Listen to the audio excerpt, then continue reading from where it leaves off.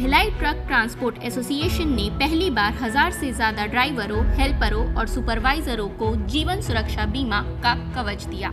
ये ऐतिहासिक आयोजन हुआ खुर्सीपार स्थित एसोसिएशन कार्यालय में, जहां गाड़ियों की आवाजों के बीच जश्न का माहौल दिखा। केवल बीमा ही नहीं, मिला हेलमेट और हरियाली का संदेश भी।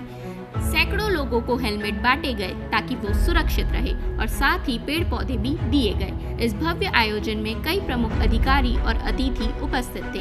कार्यक्रम के मुख्य अतिथि के रूप में छत्तीसगढ़ के संयुक्त परिवहन आयुक्त UBS चौहान, ASP सुखनंदन राठौर, छावनी CSP हरीश पाटिल, भिलाई नगर CSP सत्यप्रकाश तिवारी, सीमेंट संगठन के अध्यक्ष अंजय शुक्ला और एसोसिएशन के अध्यक्ष इंद्रजीत सिंह सहित अन्य वरिष्ठ पद अधिकारी एवं सदस्य मौजूद थे।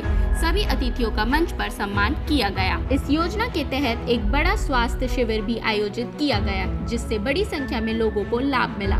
परिवहन आयुक्त US चौहान ने इस प्रयास की सराहना करते हुए कहा कि यदि लोग ट्रैफिक नियमों का पालन करें और हेलमेट जैसे सुरक्षा का सही इस्तेमाल करें तो सड़क दुर्घटनाओं और मौतों में भारी कमी लाई जा सकती है।